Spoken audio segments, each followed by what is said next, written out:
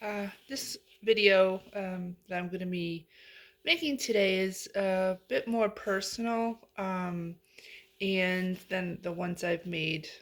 Other ones are just kind of more observational, just thinking about issues, me dealing with family. But yeah, I think this will be much more on the personal side. So overall, this video is me asking for help. Um, it is hard for me to ask for help. I'm very lucky that I have some people, a small group of people who are a great support system, um, there for me emotionally, and at times they can help me out when I am in a rough spot financially. But I think this is bigger. I think this is bigger, and that's why I'm kind of reaching out to you through a video. So the situation is I just am not able to pay my bills. I live paycheck to paycheck, which is a very common thing, especially now. A lot of people, I think 75% of this country are in the same situation. It's very, very hard to be able to pay all our bills. So it's a very common thing. I understand that. I do work full time. I have been with the same company for, let's see, this February will be 5 years. So when I have been promoted, I am a shift lead, and I really, really like my job. I really, really do, and I think I'm really good at it. I have been looking for other work, and so to talk about that, I do need to talk about kind of those personal things that I mentioned at the front. Um, so let's see. In 2019, I had a heart attack, and it was very out of nowhere. I was healthy. I walked to work. I stood all day at my job for a full-time job, and I would walk home. So I would get probably about good 10,000 steps a day or even more.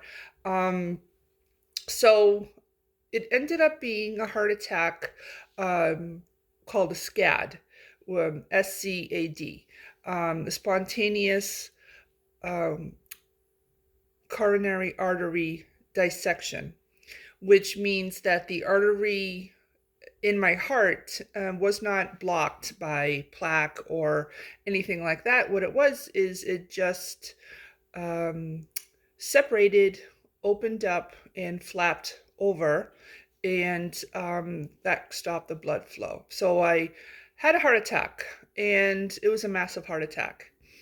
Um, and shortly after that, it was I felt that I wasn't safe in my home with my husband. He had become more and more abusive. Um, Financially, again, financial situation was very, very bad, and I just didn't feel safe. Again, it was also emotionally abusive, financially abusive. He would hold my money, and we weren't paying the bills, we weren't paying the rent, and just other drinking issues with him. So it was just at a point where I didn't feel safe. And so I went to live with my sister, who um, was living in Colorado and then living in Maine. So I stayed with her for about a year and a half. And I then was on my own. I was living in a homeless shelter. I was living in a basement apartment with a family friend. And then they decided they were selling their home. So I had to move out, and I was homeless again. And then I was living in a bedroom as part of a home where I paid rent to live in that one room, and I had the use of the house. Um, but then there was a conflict between the woman whose home it was and myself. And again, I left, and I was homeless again. And now, thankfully, I'm living in a place which is wonderful and safe. So I really feel like where I am is just a wonderful, cozy. It's a small place, but I know I'm safe here, And so again, just to go back to my financial situation, again, I do work full time and I did get a promotion and I did just get a little bit of a raise. It was maybe 50-cent raise for, and that's working, above expectations. I mean, I'm doing my best to work as best as I can every day. So, my financial situation overall is about $8,000. I'm just being completely open and honest. I mean, why not? And just so you can understand that I'm being real with you. So again, $8,000. That includes financial debt that is medical and credit cards. And now, again, when I was living on my own, I was able to, thankfully, once I was able to have control over my own money, I was able to get my debts down. But then all the moving and the suddenness of being homeless multiple times did make it very difficult for me to pay some bills. And so again, I am able to pay my rent and pay all the bills. And I do have a roommate who, we share the rent and all of the utilities, and we do buy our own groceries. I do have a car. And my debt also does include not being able to be current with my car payment. I am current with my insurance. I have all the proper tags and my car's registered. Everything is good there. And so what I'm doing through this video is just, again, like I said, I'm asking for help. I think the easiest way to be able to help me is to reach me through PayPal. And so to reach me through PayPal, it is my name, which is LISASWEDOCK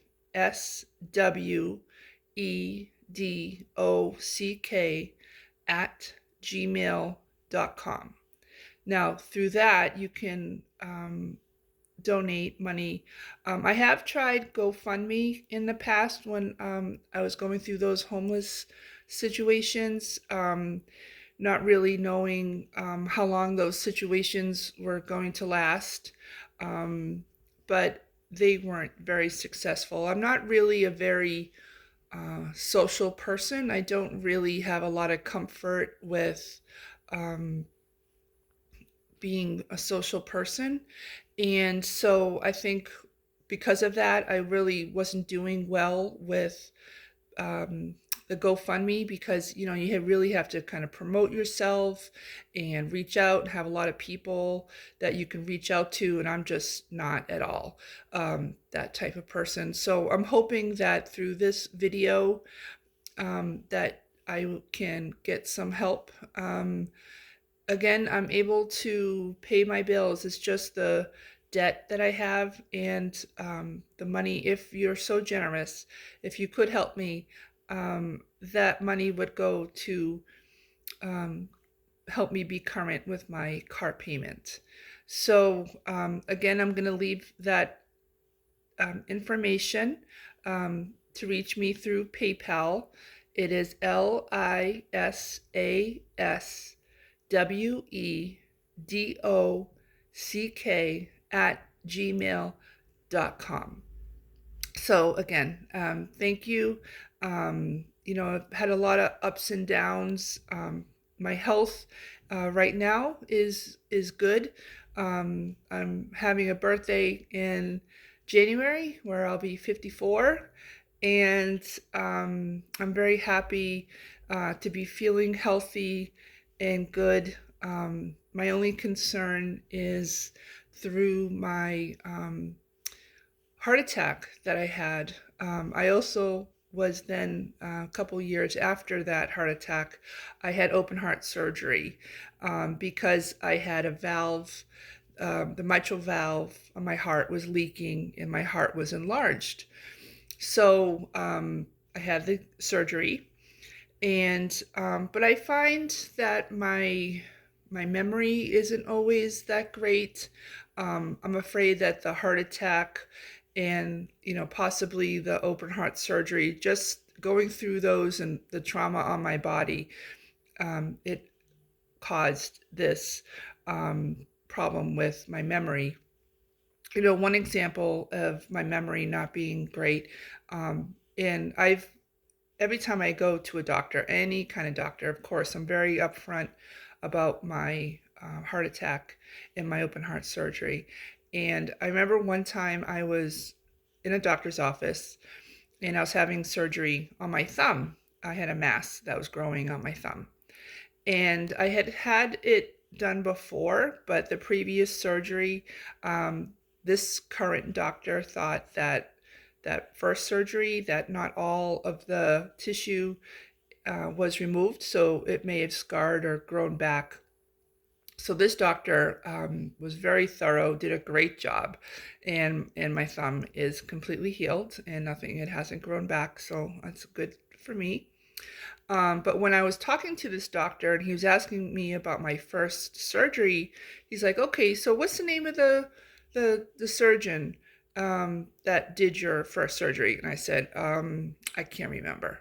And he goes, "Okay, what time of year?" And I was, giving him a rough estimate, and he's like, "Well, what town did you have that surgery in?"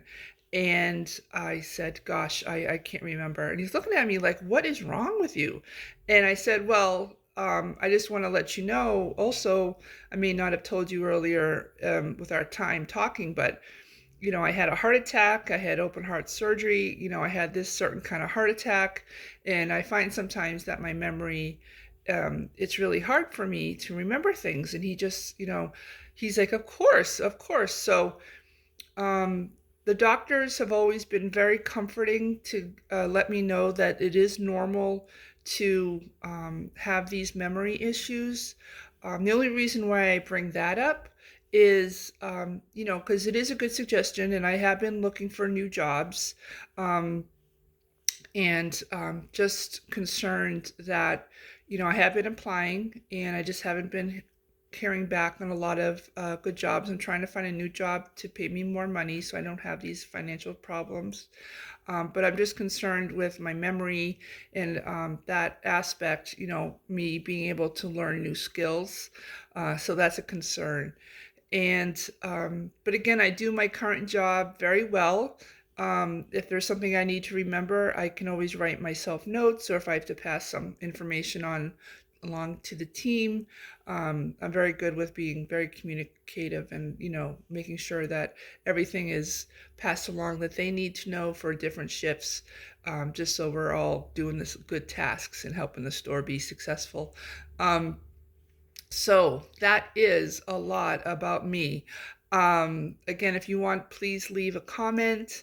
Let me know if you have any questions about that kind of heart attack. It is uh, more prevalent in women than in men. And it's this kind of heart attack, which I found many women who do have this type of heart attack, it could be around the time that they have a child. Um, they could be going through menopause, as was with me. I was very early with menopause, and I was fully into menopause about a month after I had my heart attack.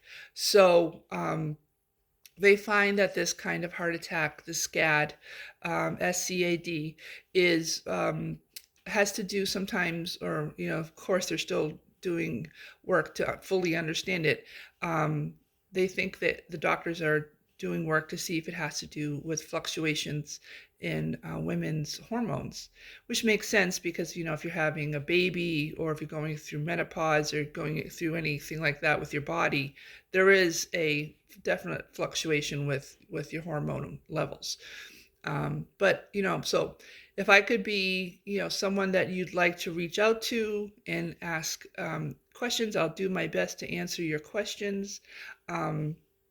And I do want to be very, very open and just be an open book. I really don't mind. I don't. And again, though, the main purpose of this video is if anyone could please help me with my financial situation, again, to help pay down my medical and credit card debt, and to help me be current with my car payment. I'm being completely open and honest with you. So I do appreciate you watching this, listening. I'm hoping you're being um, kind. You know, this is hard to be so vulnerable and open, but I do choose this and I'm okay with it.